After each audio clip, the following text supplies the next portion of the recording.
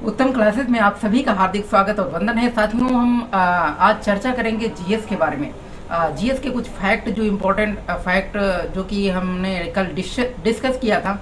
आपने देखा था कि भारत के लेन देन के बारे में, रियल टाइम लेन देन क्या है, और आपने देखा कि मलेरिया को ख़त्म करने के लिए, मलेरिया उन्मूलन के लिए जो कार्य कदम उठाए गए उनके बारे में आपने देखा था। उसी क्रम में आगे बढ़ते हुए हम आज चर्चा करेंगे कि जर्मनी की अर्थव्यवस्था के बारे में।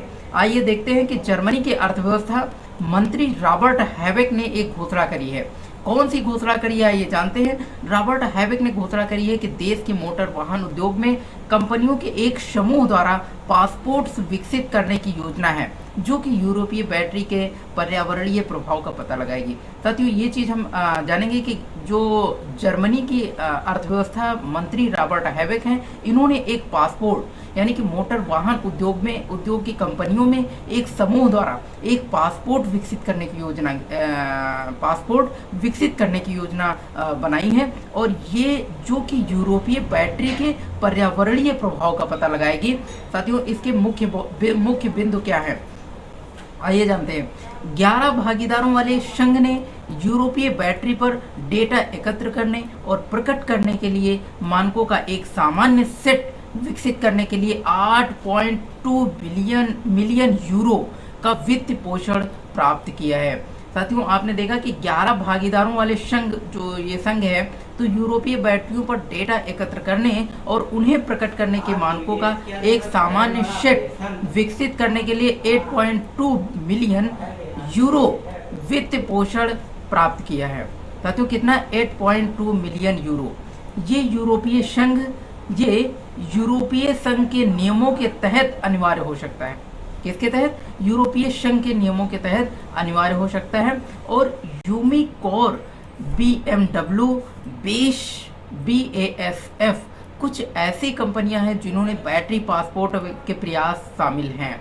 तो आपने देखा कि 11 भागीदारों वाले जो संघ है, उसमें यूरोपीय बैटरी पर एकत्र करने और प्रकट करने के लिए सामान्य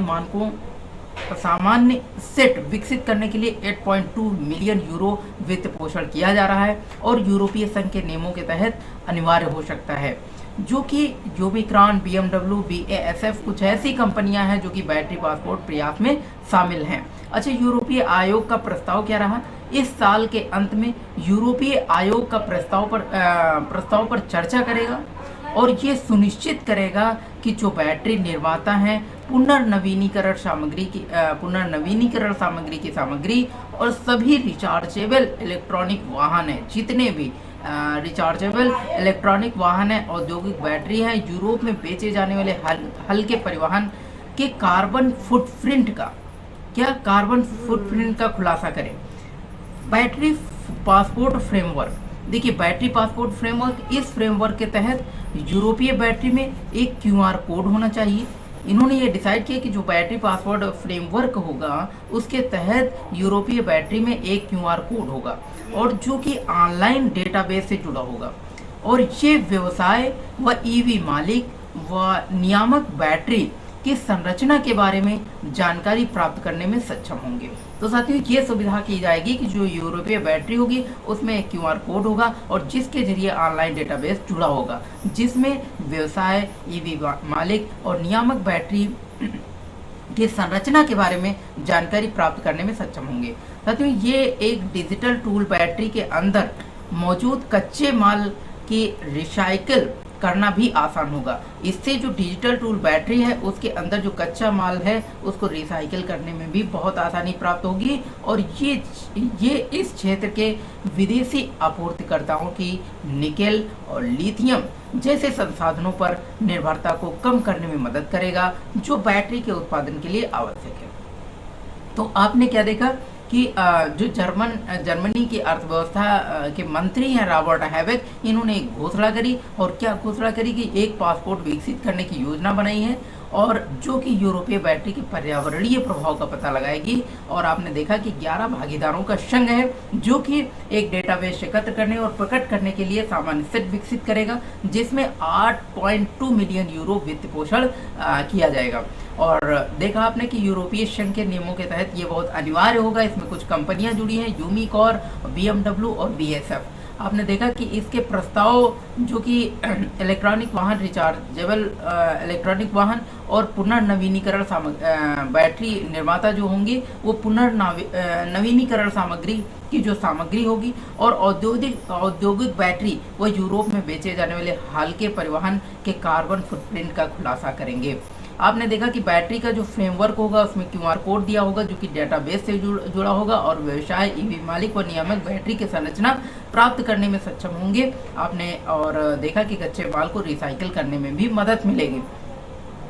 आइए जानते हैं कुछ संस्थापक के बारे में, जैसे वॉलमार्ट हैं।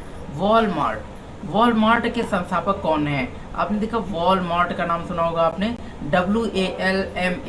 WALMART, वॉलमार्ट का संस्थापक है साथियों सैम वॉल्टन ने इसकी स्थापना करी थी 1962 में। सैम वॉल्टन ने वॉलमार्ट की स्थापना करी थी 1962 में।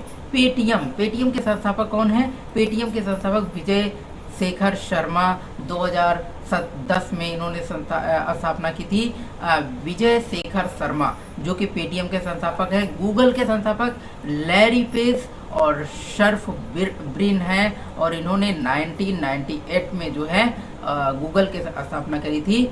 माइक्रोसॉफ्ट के संस्थापक कौन माने जाते हैं? बिल गेट्स, पॉल एलन और 1975। ये सभी को पता होगा कि माइक्रोसॉफ्ट के संस्थापक बिल गेट्स और पॉल एलन जी हैं जो कि 1975 में स्थापना करी थी। व्हाट्सएप के संस्थापक कौन हैं? तो ब्रायन एक्टन व जैन कॉम जो कि 2009 में व्हाट्सएप के स्थापना करी थी, ब्रायन एक्टन और जैन कॉम। आइए जानते हैं अमेजन के संस्थापक जय बेजोस ने करी थी, जय बेजोस 1994 में। फ्लिपकार्ट के संस्थापक कौन है? सचिन बंसल और बिन्नी बंसल, दोनों बंसल भाइयों ने करी थी। सचिन बंसल और बिन्नी बंसल जो कि 2007 में फ्लिपकार्ट की स्थापना हुई थी। याहू की स्थापना डेविड फिलो और जेरी यंग ने 1994 में याहू की स्थापना करी थी। एप्पल की स्थापना स्टीव जॉब्स 1976 में करी थी। तो एप्पल की स्थापना आपने देखा कि एप्पल की स्थापना 1976 में स्टीव जॉब्स ने करी थी। और विकिपीडिया की स्थापना जिमी वेल्स ने करी थी 2001 में। साथियों विकिपीडिया के संस्थापक कौन है? जिमी वेल्स और 2001 में करी थी। मोटोरोला के संस्थापक कौन है? मोटोरोला के संस्थापक पाउल और जोसेफ गैबलिन ने 1928 में करी थी। मोटोरोला के संस्थापक कौन है? पाउल और जोसेफ गैबलिन 1928 में करी थी। फेसबुक की स्थापना मार्क जुकरबर्ग, ये सभी को पता है। अभी मार्क जुकरबर्ग हाल में ही जो है इंडिया आए थे। तो मार्क जुकरबर्ग ने फेसबुक की स्थापना करी थी 2004 में मार्क जुकरबर्ग ने करी थी। अलीबाबा ने स्थापना करी थी जैक मा 1999। अलीबाबा संस्थापक माने जाते हैं जैक मा के 1999। और नोकिया के संस्थापक फ्रेडरिक इडिस्टैम और लियो मैकलिन ने करी थी। फ्रेडरिक इडिस्टैम और लियो मैकलिन जो कि नोकिया के संस्थापक हैं। आपने देखा कि रिलायंस के संस्थापक आप जानते ही है अंबानी जी, धीरूभाई अंबानी 1973 में। ईबे के संस्थापक पेरी ओमिडियार ने करी थी 1995 में। ट्विटर के संस्थापक जैक डॉर्स ने करी थी 2006 में। ट्विटर के संस्थापक 2006 में जैक डॉर्स ने करी थी। और इंस्टाग्राम के संस्थापक केविन सिस्ट्रोम और माइक केरिजर 2010 में करी थी। वह यूट्यूब के संस्थापक जावेद करीमिश्टी व चिन ने 2005 में करी थी। तो यूट्यूब के संस्थापक जावेद करीमिश्टी और चेन ने 2005 में करी थी। स्काइपी की संस्थापक कौन है? निकोलस जेनिस ट्रॉम और जेनस फेरिस ने 2003 में करी थी। और टेस्ला के संस्थापक एलन मस्क हैं। तो साथियों आपने देखा एलन मस्क जो कि टेस्ला के संस्थापक हैं। आपने इंटेल के संस्थापक गॉर्डन मूरे ने करी थी 1968 में। गॉर्डन मूरे ने करी थी 1968 में। और सैमसंग के संस्थापक ली ब्योंग चुल ने करी थी 1938 में। ली ब्योंग चुल ने करी थी 1938 में सैमसंग की स्थापना। और Xiaomi के संस्थापक कौन है? Xiaomi के संस्थापक हैं ली जून ने 2010 में। तो आपने देखा कुछ संस्थापक के बारे में, जैसे कि एक बार रिकॉल कर लेते हैं। वॉलमार्ट के संस्थापक आपने देखा सैम वॉल्टन ने करी थी वॉलमार्ट। और जो कि Paytm Vijay Shekhar Sharma, Google Larry Page और शर्ब्रिन ने, Microsoft Bill Gates, Paul Allen ने, व्हाट्सएप ब्रायन एक्टन ने, अमेजन जेफ बेजोस ने, और फ्लिपकार्ट सचिन बंसल, बिन्नी बंसल ने, बंसल भाइयों ने, और याहू डेविड फोलियो और जेरी यंग ने, और Apple Steve Jobs, Wikipedia Jimmy Wales, Motorola Paul और Joseph Galvin, Facebook Mark Zuckerberg, Alibaba Jack में, नोकिया फ्रेडरिक एडिस्टैम और लियो मैकलिन, और Reliance Dhirubhai Ambani, eBay Pierre Omidyar 1995, Twitter Jack Dorsey, Instagram जो कि बहुत ज़्यादा चल रहा है, इंस्टाग्राम केविन सिस्ट्रॉम, और माइक केरिजर ने, यूट्यूब के संस्थापक कौन है? करीम स्टीचैन ने। आप यूट्यूब चलाते हैं तो आप जान लीजिए कि यूट्यूब के संस्थापक कौन है? जावेद करीम स्टीचैन ने। और Skype Niklas Zennstrom Janus Friis, और Tesla Elon Musk, Intel Gordon Moore, Samsung Lee Byung Chul, और Xiaomi ली जून।